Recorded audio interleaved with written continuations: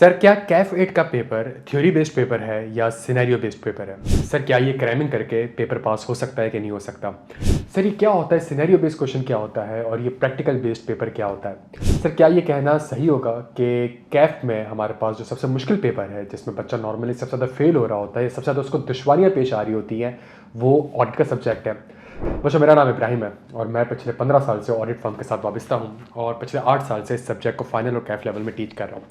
इस सब्जेक्ट से रिलेटेड हमारी कुछ मिसकॉन्सेप्शन होती हैं। इस सब्जेक्ट से रिलेटेड बच्चे के लिए ज़रूरी है कि उसको कुछ क्लैरिटी मिल जाए, कुछ क्लैरिफिकेशन मिल जाए, ताकि वो फर्स्ट डे से अपने आप को प्लान कर सके। उसको पता होना चाहिए कि इस सब्जेक्ट में है क्या। इस वीडियो में मैं इंशाल्लाह सारी की सारी बातें आप लोगों से शेयर करूँगा, डिस्कस करूँगा। अगर फर्स्ट डे से आपने अपनी स्ट्रेटजी ठीक कर ली, इस सब्जेक्ट के बारे में अपने आप को बिल्कुल क्लैरिफाई कर लिया, सारे मिसकॉन्सेप्शन दूर कर लिए, तो जो आप एफर्ट्स लगा रहे होंगे, जो आप मेहनत कर रहे होंगे, वो बिल्कुल सही डायरेक्शन में कर रहे होंगे। और जहाँ मेहनत सही डायरेक्शन में होती है बच्चों, रिजल्ट हमेशा उसका अच्छा आता है। देखें यार, सबसे पहली चीज़, ये जो सब्जेक्ट है हमारे पास, ये बिल्कुल भी एक थ्योरी बेस्ड सब्जेक्ट नहीं है, ठीक है। ये एक हाईली आपके पास, आप कह सकते हैं कि एक सिनेरियो बेस्ड और प्रैक्टिकल बेस्ड पेपर है। सर इसका मतलब क्या है? इसका मतलब ये बच्चों कि अगर आपने कोई चीज़ याद कर ली, कोई डेफिनेशन याद कर ली, कोई स्टैंडर्ड याद कर लिया, तो ये ज़रूरी नहीं है कि इसके बेसिस पे आप जाके पेपर पास कर लेंगे।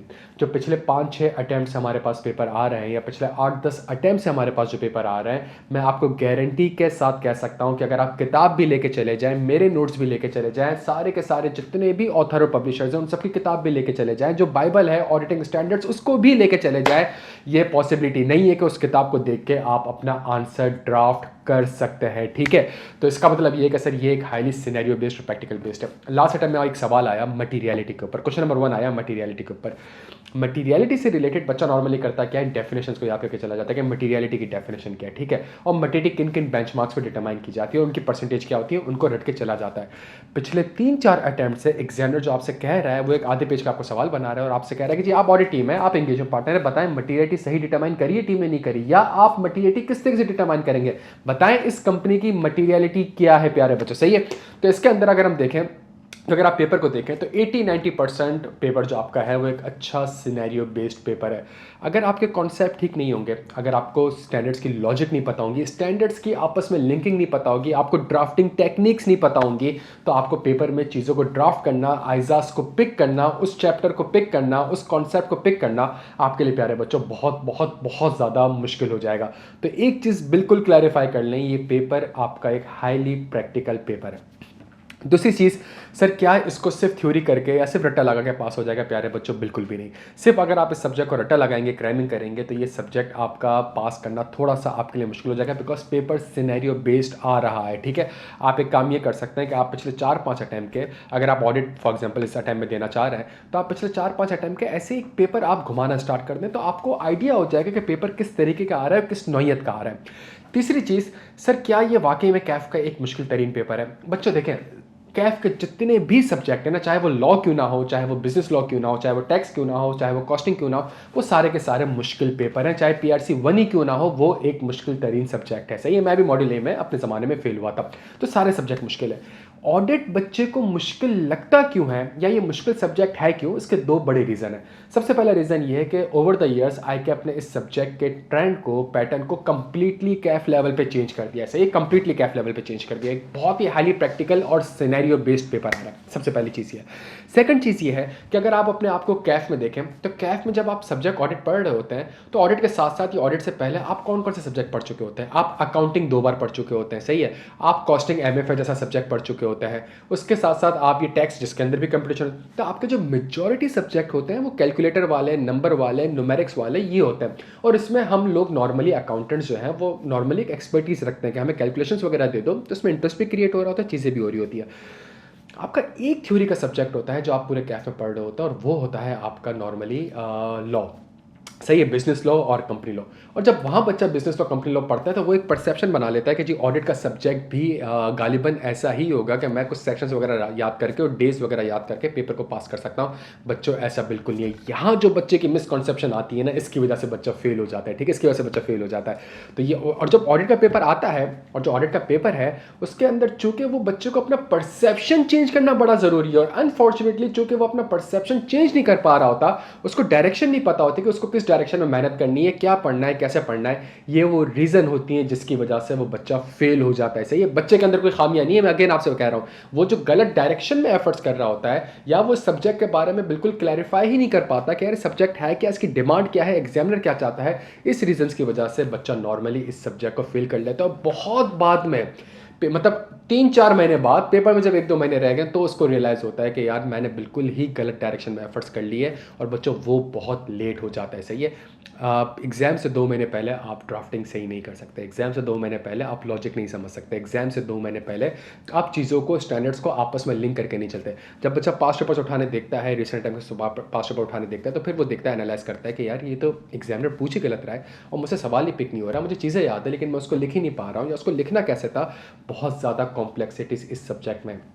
एक सिंपल टॉपिक की अगर मैं आपसे बात करूँ, लेट्स से फ्रॉड की, तो फ्रॉड का सवाल अगर रिस्क के साथ आता है तो उसकी ड्राफ्टिंग बिल्कुल डिफरेंट है।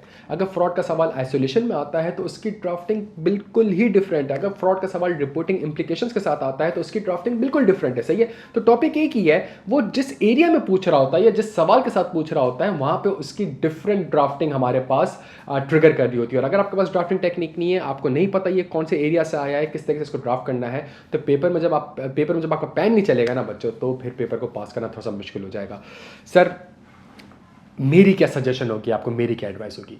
मेरी सजेशन और मेरी एडवाइस आपको ये होगी कि पोर्टल पे एक डिटेल्ड ओरिएंटेशन है। सही है, डिटेल ओरिएंटेशन है जिसके अंदर जितनी भी बच्चे की क्वेरीज हैं इस सब्जेक्ट से रिलेटेड, आई कैप की जितनी भी डिमांड है, डे 1 से हमने सब्जेक्ट को कैसे लेके चलना है, वो सारी की सारी चीज़ें मैंने ओरिएंटेशन में कवर्ड की हुई है। सेकंड सबसे इंपॉर्टेंट चीज़ कि सर हमारे पास जितने भी स्मार्ट क्लासेस हैं वो हर आइजा वाइज है। सही है, अब जितने भी आइजाज हैं वो सारे के सारे पोर्टल पे सिक्वेंशियली हमने अरेंज करके रखे हुए हैं, और उसके साथ साथ उस सब्जेक्ट से रिलेटेड, उस स्टैंडर्ड से रिलेटेड जितने भी पास्ट पेपर्स के सवाल हैं और जितने भी एडिशनल प्रैक्टिस क्वेश्चंस हैं वो भी उनके साथ हमने इंक्लूड करके रख दिए हैं। और उसके अंदर किस तरीके से वो स्टैंडर्ड किस तरीके से लिंक्ड होता है, क्या उसकी लॉजिक है, स्टैंडर्ड क्यों बना, इन सारे के सारे एरियाज को ऑलरेडी कवर्ड वहां पे कर दिया गया है बच्चों। सही है, तो अगर आप कोई चीज़ देखेंगे और सारे के सारे ड्राफ्टिंग, अच्छा आप जो हैंडआउट्स देख रहे होंगे, जो लेक्चर देख रहे होंगे, वही चीज़ आपको स्मार्ट हैंडआउट के थ्रू भी अवेलेबल होगी पोर्टल में। तो अगर आपने ड्राफ्टिंग टेक्निक का हैंडआउट देखना है, आप ड्राफ्टिंग टेक्निक का हैंडआउट देख सकते हैं। अगर आपने उस एरिया की लॉजिक समझनी है कि ये स्टैंडर्ड किन 2-3 स्टैंडर्ड से मिलकर ये बना है, इसके पीछे क्या बैकग्राउंड है, क्या लॉजिक है, वो सारी की सारी चीज़ें पोर्टल में बड़ी सिक्वेंशियली और बड़ी ऑर्गेनाइज्ड वे में उसको हमने अरेंज कर दिया है। तीसरी सबसे इंपॉर्टेंट चीज़, सर हमारे पास ऑडिट के पेपर में हमारे पास जो कुछ एरियाज़ ऐसे हैं जहाँ पे अकाउंटिंग स्टैंडर्ड्स का नॉलेज होना ज़रूरी है, बिल्कुल सही बात है। कुछ एरियाज़ ऐसे हैं प्यारे बच्चों जहाँ पे अकाउंटिंग स्टैंडर्ड्स की नॉलेज होनी चाहिए आपको। इसमें सबसे बड़ा एरिया आपके पास सब्सटेंटिव प्रोसीजर्स हो जाता है, और इसके अलावा हमारे पास 1-2 छोटे स्टैंडर्ड्स हैं जहाँ पे अकाउंटिंग स्टैंडर्ड्स की नॉलेज आपके पास होनी चाहिए। अगर किसी बच्चे ने अकाउंटिंग पढ़ ली है, बहुत पहले पास की हुई है, या अकाउंटिंग में उसको लगता है कि वो भूल चुका है, उसने पहले पास किया हुआ है, या अकाउंटिंग में उसको दुश्वारियाँ मुश्किलात पेश आई हुई हैं, या अनफॉर्चुनेटली उसका अकाउंटिंग का पेपर उसने अटैम्प्ट कर लिया है, पास हुआ है नहीं हुआ, प्यारे बच्चों जितने भी ऑडिटिंग के स्टैंडर्ड्स हैं, अगर उसमें अकाउंटिंग ट्रिगर हो रही है तो मैंने सबसे पहले अकाउंटिंग के कॉन्सेप्ट्स को डिलीवर किया चाहिए कि किस अकाउंटिंग स्टैंडर्ड के तहत ये हमारे पास जो कुछ स्टैंडर्ड्स हैं वो किस अकाउंटिंग स्टैंडर्ड्स के तहत हमारे पास यहाँ पे अप्लाई हो रहे हैं। फॉर एग्जाम्पल अकाउंटिंग में आप पढ़ते थे सब्सिक्वेंट इवेंट से, ये एग्जिस्टिंग नॉन एग्जिस्टिंग इवेंट, तो उससे रिलेटेड हमारे पास एक स्टैंडर्ड है कि सब्सिक्वेंट इवेंट से रिलेटेड ऑडिटर की जिम्मेदारियाँ क्या होंगी। तो वो चीज़ें वहाँ पे उसको एक बैकग्राउंड IS10 का देके फिर उसके बाद हमने ISA 560 को स्टार्ट किया है। तो ऐसे जो चंद हमारे पास स्टैंडर्ड्स हैं, चंद एरियाज हैं, उसके अंदर हमारे पास ये सारी की सारी चीज़ें कवर्ड हैं। मेरी आपसे एडवाइस ये होगी प्यारे बच्चों कि आपने फर्स्ट डे से इस सब्जेक्ट को लेके चलना है। सही है, फर्स्ट डे से सब्जेक्ट को लेके चलना है। सर स्मार्ट क्लासेस के थ्रू हम फर्स्ट डे से सब्जेक्ट को कैसे लेके चलें? बच्चों एक स्मार्ट प्लान आपको बना दिया है। मैं बिल्कुल एग्री करता हूँ कि पेपर ख़त्म हुए 1 हफ्ता हुआ है, पढ़ने का दिल नहीं चाह रहा, लेकिन कोई एक लेक्चर भी आधे घंटे से बड़ा लेक्चर नहीं है। सही है, सारे के सारे लेक्चर एक कॉन्सेप्ट के तहत जो उसका एक लर्निंग आउटकम है उसको अचीव किया गया है। तो अगर आप दिन में 30 मिनट भी निकाल लेंगे तो आपका एक अच्छा कॉम्प्रिहेंसिव लेक्चर कंप्लीट हो जाएगा। 30 मिनट और निकाल लेंगे, आपके 4-5 पास्ट पेपर्स आपके कंप्लीट हो जाएंगे। सही है, पास्ट पेपर्स में थ्योरी बेस्ड भी हैं, सिनेरियो बेस्ड भी हैं, और फिर दूसरी प्रोफेशनल बॉडीज़ के एडिशनल प्रैक्टिस क्वेश्चंस भी हैं। तो इस सब्जेक्ट में मेरी आपसे पर्सनल रिक्वेस्ट ये होगी कि अपने कॉन्सेप्ट्स को क्लियर रखिएगा, इस सब्जेक्ट के बारे में बिल्कुल फोकस होकर चलिएगा कि ये एक सिनेरियो, और इस सब्जेक्ट के अंदर हमारे 20-25 जो टॉपिक्स हैं, तो हर टॉपिक अपना एक यूनिक और मुनफरिद टॉपिक है और दूसरों के साथ लिंक भी होता है। सही है, तो उस टॉपिक के अंदर किस तरीके से ड्राफ्ट करना है चीज़ों को, तो जैसे जैसे आप स्टैंडर्ड्स लेते रहेंगे आपको आइडिया होता रहेगा कि इस टॉपिक को हमने किस तरीके से लेके चलना है। एग्जामिनर इसमें से अगर पॉसिबली 10 सवाल पूछ सकता है तो उस 10 सवाल को ड्राफ्ट कैसे करना है, क्या वो 10 सवाल हैं जो वो पूछ सकता है, और अगर वो 10 सवाल पूछेगा तो उसको ड्राफ्ट कैसे करना है, ये सारी की सारी चीज़ें हमने वहाँ पे कवर्ड की हुई हैं। और बच्चों आखिरी सबसे इंपॉर्टेंट चीज़, अकाउंटिंग और ऑडिट में जो सबसे बड़ा फ़र्क है वो है कॉन्सेप्चुअल फ्रेमवर्क का। अकाउंटिंग के जो स्टैंडर्ड्स हैं वो कॉन्सेप्चुअल फ्रेमवर्क से डिराइव्ड होकर आता है। हमारे पास जो कॉन्सेप्चुअल फ्रेमवर्क जहाँ पे एसेट को डिफाइन किया गया है, लायबिलिटी को डिफाइन किया गया है, उसके तहत कॉन्सेप्चुअल फ्रेमवर्क के तहत अकाउंटिंग स्टैंडर्ड्स बने हैं।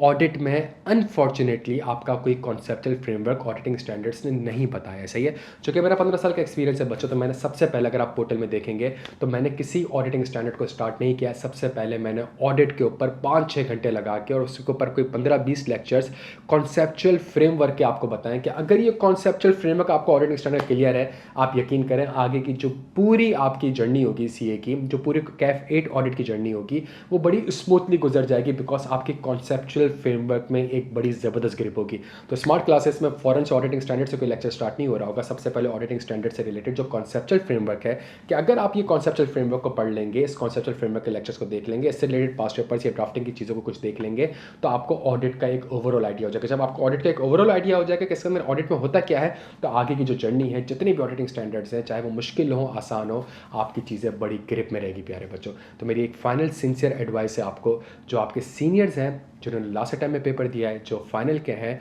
उनसे लाजमी मशवरा करिएगा कि भाई ऑडिटिंग का पेपर कैसा आता है। सही है, ओरिएंटेशन जो है उसको लाजमी देखेगा और फर्स्ट डे से आप अपनी जर्नी कैफेट की स्टार्ट करते हैं। सही है, उसको हल्का सब्जेक्ट ना लीजिएगा, फर्स्ट डे से इसको आप अपना स्टार्ट करते हैं। जो स्मार्ट प्लान अगर आप फॉलो कर लेंगे तो पेपर से 2-2.5 महीने पहले आपका ये सब्जेक्ट बड़ा स्मूथली कंप्लीट हो जाएगा, along with the additional practice question of 150 additional practice question last batch में मैंने करवाए थे। कैफ के तो सारे 100% कवरेज है, एडिशनल प्रैक्टिस क्वेश्चन जो है वो भी आपके कवर्ड हो जाएंगे। पेपर से 2-2.5 महीने पर सुकून में आपकी ज़िंदगी आ जाएगी। सिर्फ आपसे रिक्वेस्ट ये है बच्चों, जो स्मार्ट प्लान है उसको फॉलो करें। Thank you so much.